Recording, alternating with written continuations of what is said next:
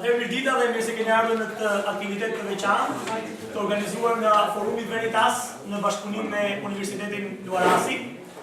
Forumi Veritas është një projekt i studentëve amerikanë që ka nisur në Universitetin e Harvardit në vitin 1992 dhe trajton çështjet të cilat nuk debatohen sa duhet ose si duhet domosdoshmërisht në leksione, por trajton çështje që kanë të bëjnë me pyetjet ekzistenciale. Pse jemi në këtë botë, nga kemi ardhur, cili është qëllimi i jetës, cili është kuptimi i jetës, dhe një grup studentësh të Universitetit Harvardit bashkë me disa profesorë e nisën Forumin Veritas për të eksploruar të vërtetat shpirtërore, të vërtetat ekzistenciale dhe të vërtetat që nuk janë në mënyrë tipike lënë në universitet. Ky është një aktivitet jashtë programit mësimor dhe Forumi Veritas bashkëpunon me universitete të ndryshme, si në këtë rast në universitetin tuaj, për të mundësuar që studentët dhe pedagogët të mund të debatojnë, të diskutojnë, të dëgjojnë për tema që kanë rëndësi, por që nuk janë domosdoshmërisht pjesë e programit mësimor. Dhe ne jemi shumë mirënjohës dekanit, edhe jemi shumë mirënjohës. Cili është rektori? Në anglisht më kanë thënë di. Po edhe dekanit jemi shumë mirënjohës. Rektorit, është aktiviteti i parë. Jemi shumë mirënjohës rektorit, dekanit edhe gjithë profesorëve dhe gjithë studentët që kanë marrë kohën për të ardhur në këtë forum. Nëse dëshironi, rektor atëherë një fjalë përshëndetje përpara se të prezantojmë flasën. Shumë shkurt. E para në dita duhet falenderoj profesor Green, duhet falenderoj ekipin që e shoqëron. Please stand up. Anyone who is from Netherlands? They are already stand up. Okay. Dëshiroj të falenderoj Ilirin dhe Zefjanin, që unë në këmë që të njohë këta. Ne kemi kohë që bashkëpunojmë për aktivitetet e Veritas, kemi për aktivitetet shumë të mira në Fakultetin Ekonomik Tiranë dhe do të vazhdojmë të eksperiencë. Jam shumë i kënaqur që me profesorin do të trajtojmë një nga temat më të rëndësishme, të cilat edhe se si janë pjesë e kurrikulat universitare duhet bëhen sa më parë. E gjitha ajo që ne kemi përballë ka të bëjë me sfidat sociale. Dhe vendi ku bën debatin më i madh për sfidat sociale është pikërisht Anglia, kur para disa vitesh u diskutua a na duhet një qeveri e madhe, na duhet një qeveri e vogël, apo cila është zgjidhja. Dhe konkluzioni ishte na duhet një shoqëri e madhe që na ndihmon të kemi një qeverisje efektive. Dhe shtylllat kryesore të një qeverie të madhe nuk janë vetëm institucione, por janë pikërisht janë shoqëria në tërësi, janë komunitetet fetare, janë komunitetet etnike, pra janë gjithë ata faktorë social që krijojnë kohezion dhe solidaritet në shoqëritë tona. Si ekonomist kam parasysh dy debate të mëdha, një është me krizën globale, dhe kush e shkaktoi atë. Mos i shikoni gjitha filmat e Hollywoodit, disa nuk e kanë etikën e nevojshme, por një gjë ishte e qartë që ishte pikërisht ai fenomeni grit, ajo dëshira për të pasuruar qoftë në mënyrë kriminale, që çoi në një krizë të rëndë, e cila ishte krizë morale, ishte krizë financiare, u bë krizë ekonomike, se rritja, u bë krizë sociale, se u rrit papunësia dhe paparazia, dhe çoi në krizë politike. Pra favorizoi populizmin, favorizoi ekstremet, dhe është sot një nga sfidat më të mëdha që kemi parë dhe në zhvillimin e fundit politike në disa vende. Për mua ka qenë shumë domethënëse ajo që Thomas Friedman, që shkruan në New York Times, në debatin e krizës dhe çfarë zgjidhje na duhet, sa para duhet hedhën në easy money, ai dha një mesazh shumë të fortë duke i bërë një radioskopi pse edhe në këtë krizë dhe tha: bota ka nevojë për një parashutë morale dhe jo parashutë financiare. Pikërisht unë besoj që ky shqetësim ka ardhur në rritje dhe para pak kohë është bërë një debat dhe institucionet financiare ndërkombëtare kanë përfshirë rolin e etikës në zhvillimin e shoqërive tona, po të ndiqni nga afër website-et e tyre, sot është një nga topics më të rëndësishëm. Ktu prapë kemi një model holandez që duhet të shtrihet edhe në Shqipëri, kanë marrë përsipër për herë të parë të thënë etikën si element bazë të vlerat njerëzore në menaxhimin e kompanive financiare dhe kanë filluar betimin e Hipokratit. Pra, çdo punonjës i bankës ka për detyrë të betohet që ai të shërbejë klientit jo si t'ia shes kredin, po si ta ndihmojë atë që në mjet kredis të zhvillohet dhe të ketë një jetë sa më të mirë. Pa kohezion dhe pa solidaritet social, sfidat tona bëhen më të vështira, prandaj ne duhet të ballafaqohemi sot.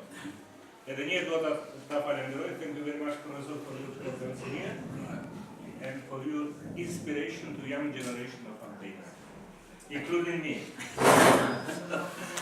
Well, Mr. President, ladies and gentlemen, it is a privilege to be here. Thank you for being willing to listen in English. And my Albanian is very weak, I'm afraid. But it's good to be here. I'm content. I'm also somewhat confused because I'm asked to speak on one subject and I prepare it, I come here and I find that I'm advertised to speak another subject, and now when I meet the President, he says, you can speak on whatever you like. So, I want to honour the subject that you've given me, though as I only saw it on, I hope you won't mind if my presentation is somewhat unpolished. But it is a good topic. It's something for us to examine together, ethics and development. Is there any link between these two? Now, we could waffle on for a long time on a subject like this, but we need to define our terms to understand what we're talking about. By development, I mean the movement towards human well-being worldwide, with justice and freedom and purity and care for the needy and respect for the planet. That's how I understand development. In universities, development usually means getting more money.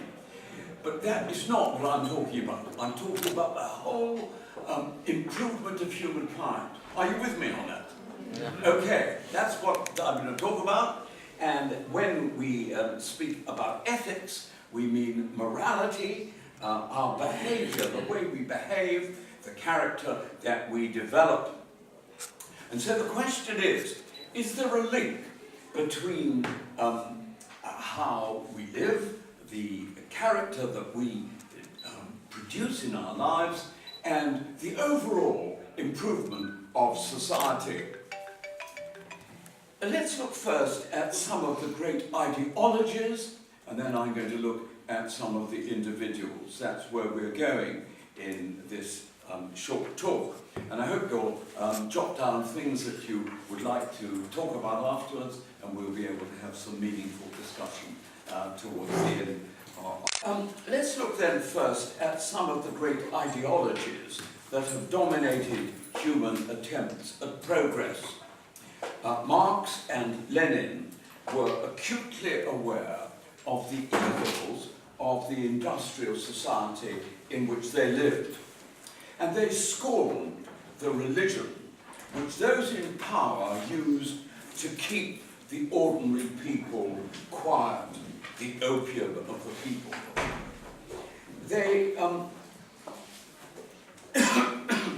They called on human beings, men and women, to rise up and to rebel because you have nothing to lose but your chains.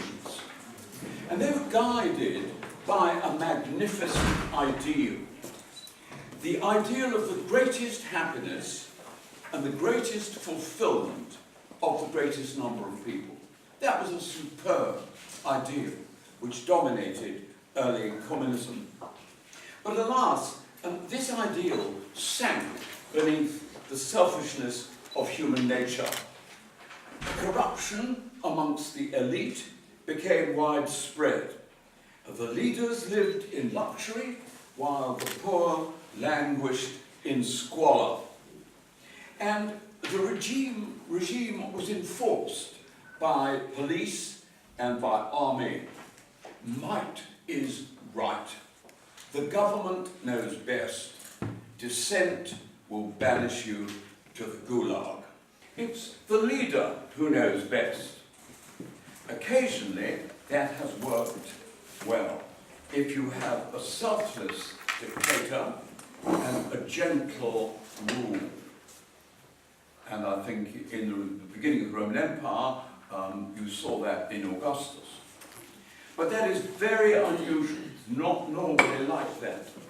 When Julius Caesar claimed for himself a lifelong dictatorship, he signed his death warrant. His life didn't last long when he claimed a lifelong dictatorship.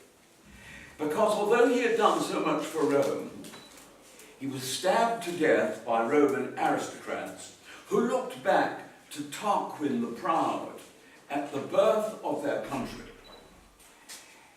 And the men of those days could not bear his arrogant dictatorial rule, and so they killed him.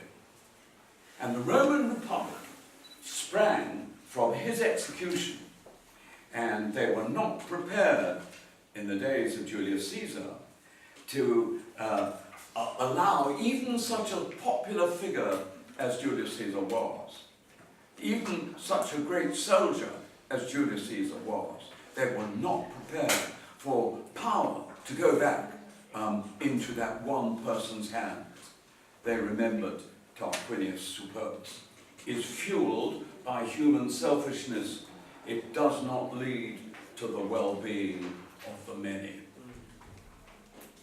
So, communism, tyranny, another ideology of which we've seen a good deal is atheism, an atheistic dominated situation.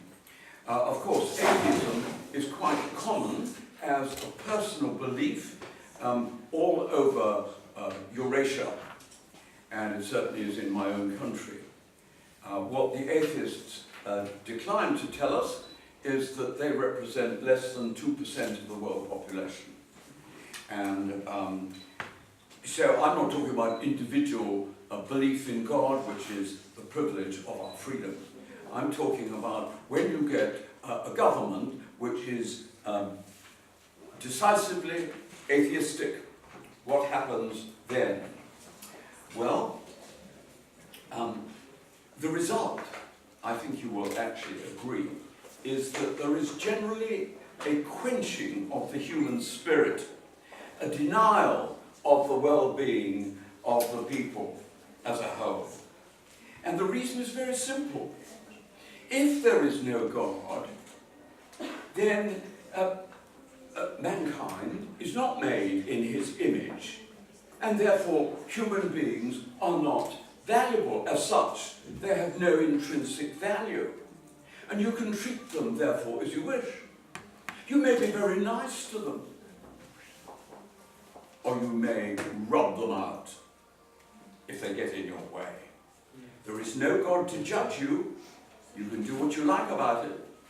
Nothing but the product of time and the impersonal matter of the world that by some accident has produced human beings. And that, of course, is what has marked, that attitude is what has marked atheist governments in the 20th century. Think of Pol Pot in Cambodia, liquidating nearly a half of the population. Think of Stalin in his elimination of about 60 million of his own citizens. Think of Hitler with his determination to do a final solution to the Jewish problem by exterminating 6 million of them. Think of Mao Zedong and the Red Guard in China with tremendous systematic slaughter of those who did not agree with them. There is no idea of human rights in a government that is dominated by the belief that they are the ultimate authority and that there is no God over them. No respect for human rights.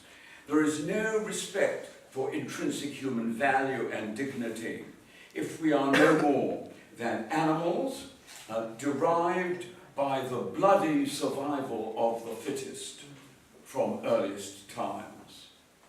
There is no way that atheism as a system furthers human well-being, and by and large the world is turning away from it. It's turned away from it in Russia. It's well on the way to turning away from it in China, where there are something like 100 million Christians now, when there wasn't a single church open in 1976. That's the most astonishing reversal of ideology in the history of the world, I would say. And there are other countries where an atheistic regime has been in control, and now the human spirit has burst out from this restriction and refuses to be squashed. So, in ideologies, the link between ethics and development is plain enough.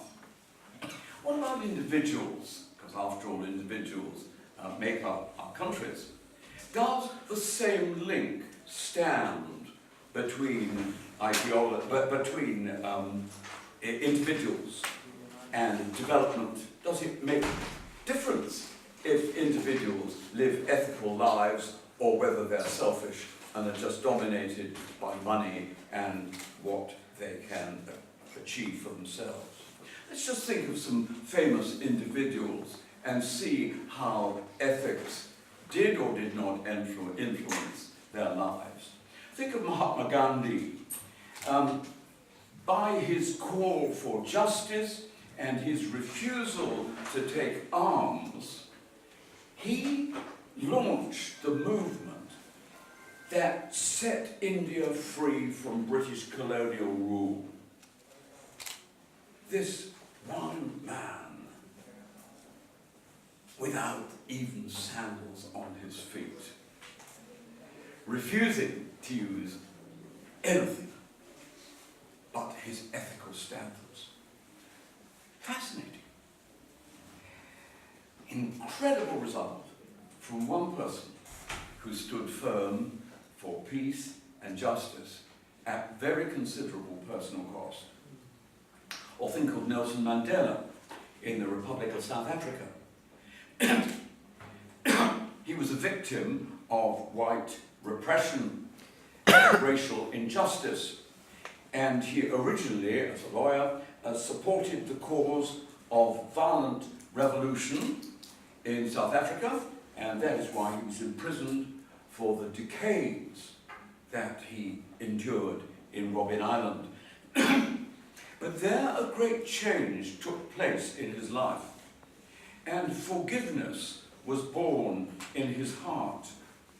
And he came out of prison to lead a whole nation to freedom from apartheid. I've been in South Africa under the apartheid regime. I knew some of the leaders, Gacha Buthelezi and people like that, who were striving for freedom. But it was Nelson Mandela who was the icon of liberation. And it was his strong moral stand, yes for justice, no for violence, that was the key to the liberation of the mass of people in South Africa.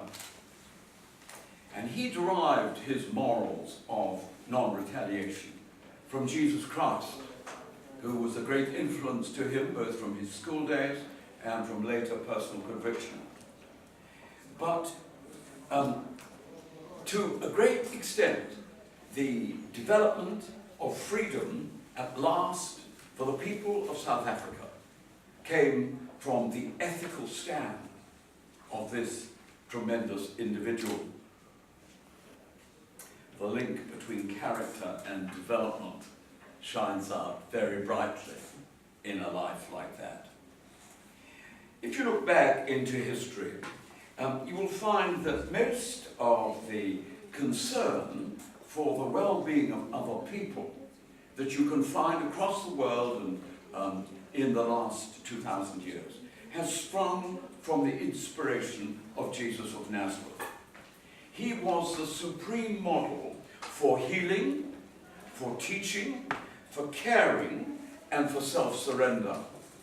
You only have to read the Gospels to see those four things standing out. He was healing lepers and others. He was teaching about the way to live and about the behavior of the people in the kingdom of God. He was caring for widows and orphans, he surrendered himself finally and willingly.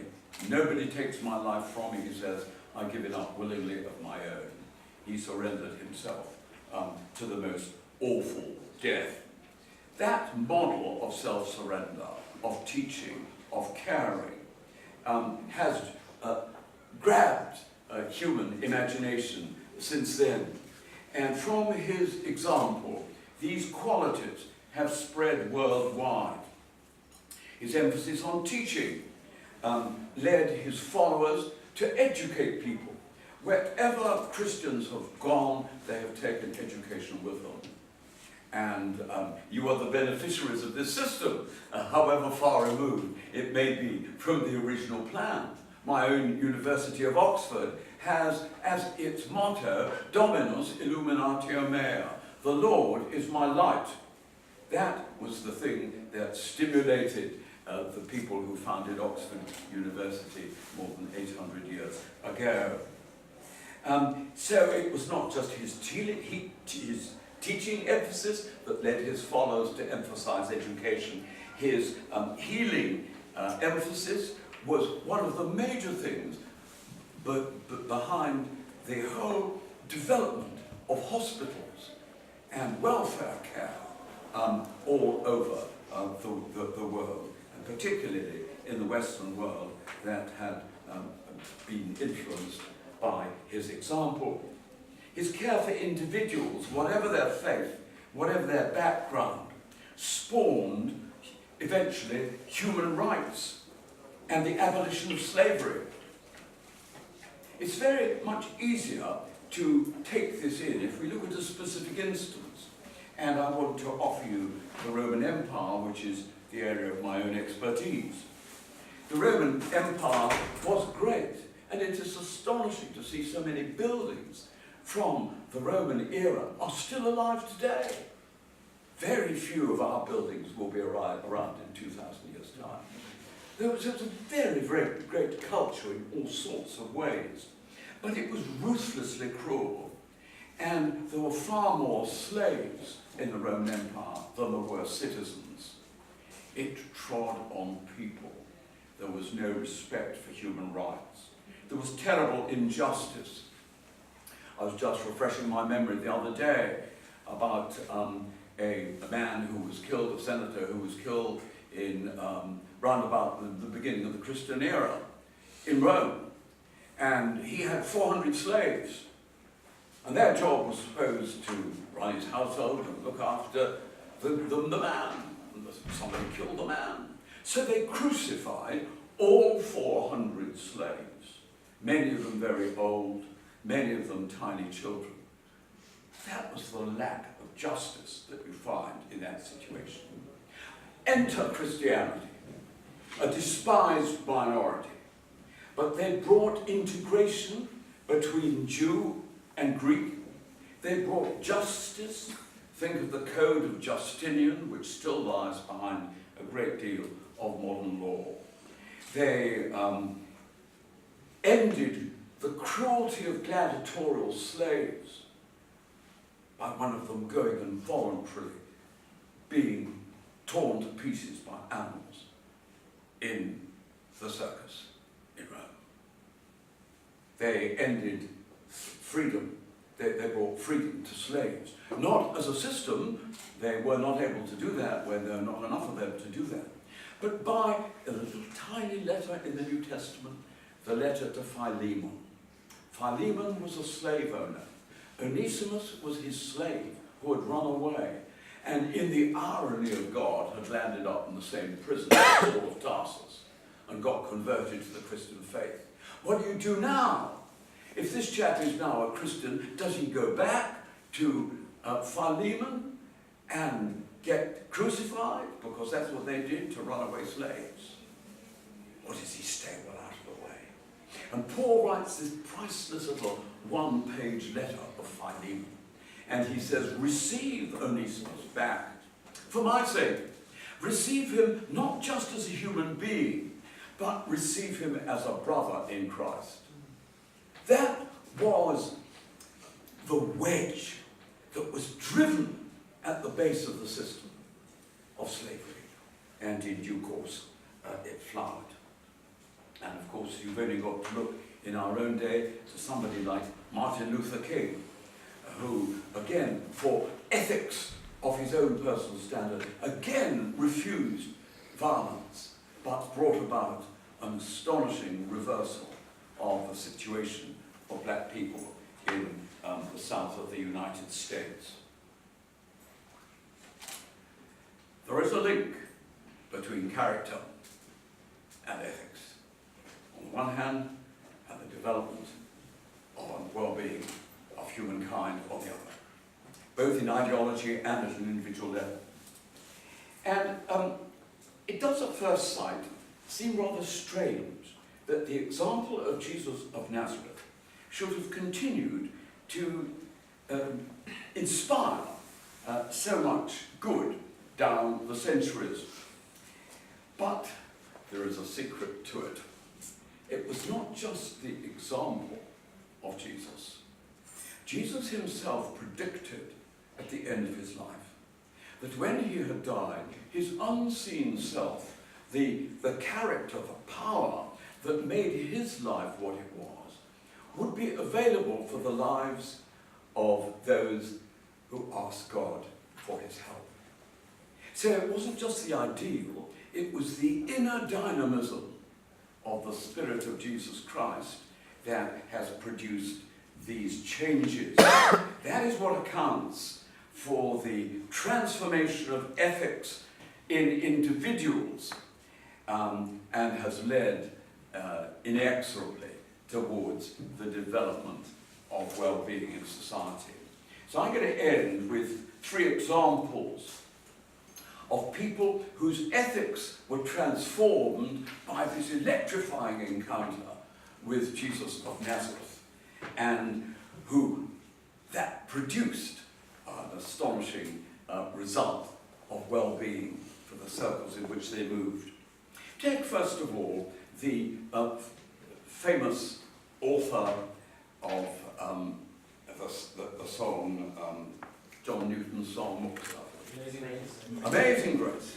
No, not one, probably the most famous song all over the world. This was written by a man called John Newton, who was a slave trader in the 18th century.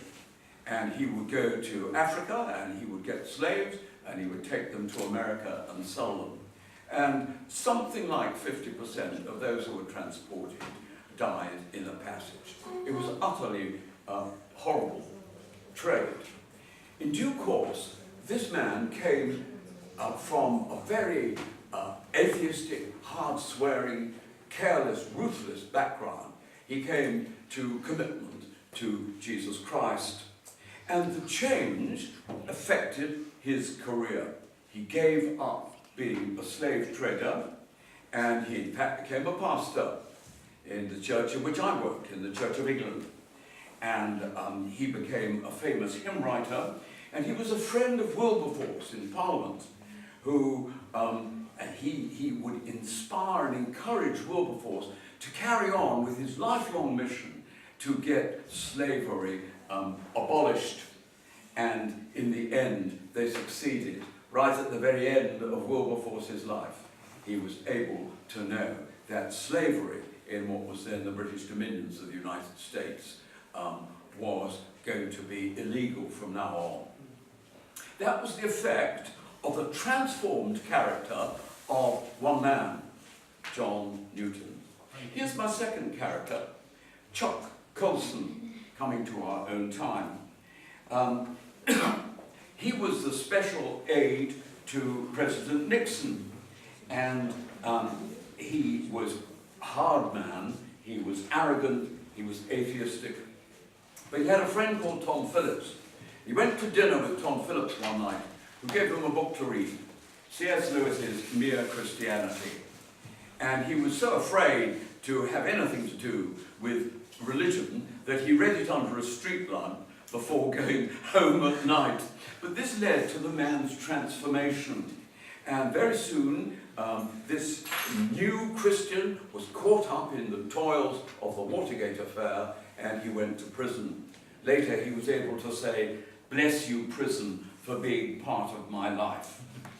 And this man founded a prison fellowship, which has proved now to be the largest compassionate outreach to prisoners all over the world. He did far more good once the ethics of his life had been transformed by Jesus Christ than he ever did when, as an atheist, he was serving his own career, working as an aide in the room next door to President Nixon. The last name I bring you is Tom Tarrants, who is still alive.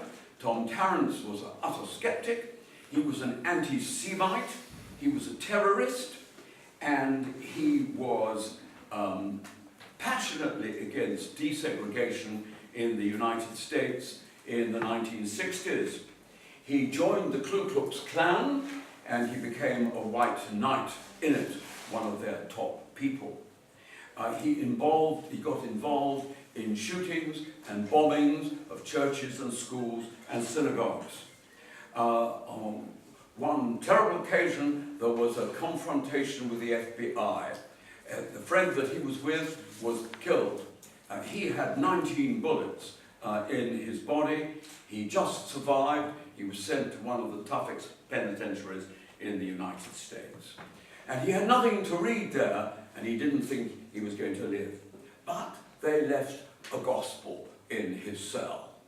And he read the Gospels, and he came to this phrase, "What good will it do someone to gain the whole world and lose his own soul?" And alone in his cell, at the absolute nadir of his fortunes, this man entrusted himself to Jesus Christ. And the difference soon became obvious. He rejected his links with the Ku Klux Klan. Love replaced hatred in his heart. In due course, he came out of prison. He was ordained as a minister, and he has been working for the betterment of black people in the DC area of the United States, the Urban Mission to Blacks. That is the transformation, ladies and gentlemen, that can happen when character is transformed. And I know of no power that transforms it in the way that Jesus Christ does. It is always for the betterment of humankind. Yes, there is a strong link between ethics and development. And if you still doubt me, remember the Albanian who was refused entry to this country under the communists and whose name now stands above your airport in Tirana. The Indian government, though not of course Christian, gave Mother Teresa a state funeral because of the way she embodied the link between ethics and the development of human well-being. And I rejoice that this was the case and that there is this link and that you have given me the subject to speak about today. Thank you.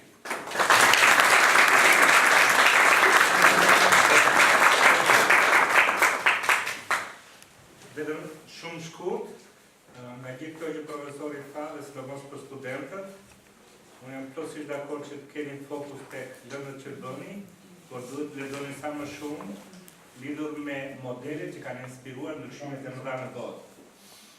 Iliri më ka ndihmuar bashkë me Zefjan që ne të përkthejmë librin Amazing Grace, i cili është edhe film. E ka parë një nga ju filmin Amazing Grace?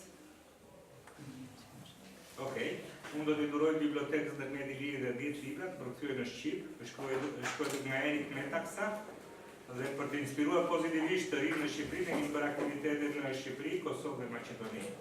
Shiva ime për studentët është që modelet janë ato që mësojnë më shumë se sa formulat. Dhe rasti udhëfos kur ta shikonin film është 5 njerëz të inspiruar në vetvete, një grup i vogël bën ndryshime në mëdha të historisë në historinë moderne të Anglisë.